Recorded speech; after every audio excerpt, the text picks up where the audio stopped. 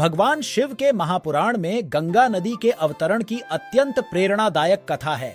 यह कथा हमें संकल्प, साहस और निष्ठा की महत्वपूर्णता को समझाती है। कई सावन के शिवरात्रि के दिन भगवान शिव के भक्त और धर्मराज भगीरथ का मन उनके पूर्वजों की आत्मा को शांति दिलाने का उत्साह से भरा हुआ था।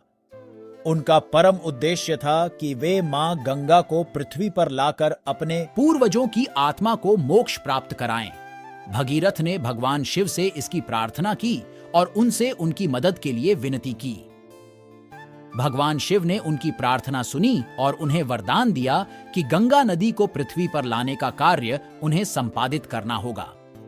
भगीरथ की निष्ठा, साहस और अद्भुत तपस्या ने भगवान शिव को प्रसन्न किया। उन्होंने पहाड़ों के रास्ते में और विपरीत जल राशियों को पार करते हुए गंगा माता को पृथ्वी पर लाने के लिए कई मुश्किलों का सामना किया। मां गंगा ने भगीरथ की निरंतर प्रार्थना और तपस्या को देखकर उनकी आत्मा को धीरे धीरे स्वीकार करने का निर्णय किया।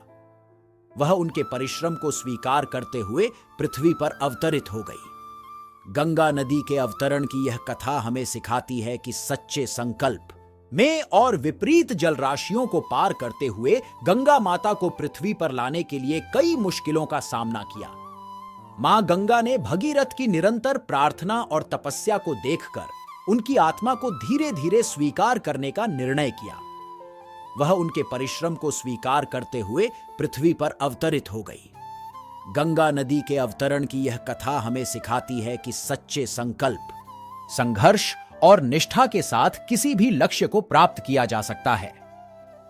जीवन में हर मुश्किल को पार करने के लिए हमें अपने संकल्प को अटल बनाए रखना चाहिए और निरंतर प्रयास करना चाहिए। भगीरथ की तरह हमें भी अपने मार्ग पर अड़चनों का सामना करते हुए निरंतर आगे बढ़ना चाहिए, क्योंकि आत्मसमर्थन और परिश्रम ही हमें अपने लक्ष्य की प्राप्ति में सफलता दिलाते हैं। भगीरथ के प्रयासों की महत्वपूर्णता यहां यह है कि वे उनके निष्ठा, संघर्ष और विश्वास के साथ अपने लक्ष्य को प्राप्त करने के लिए किए गए थे। उनका प्रयास हमें यह सिखाता है कि हर मुश्किल को पार करने के लिए हमें धैर्य, समर्पण और निरंतर प्रयास की आवश्यकता होती है।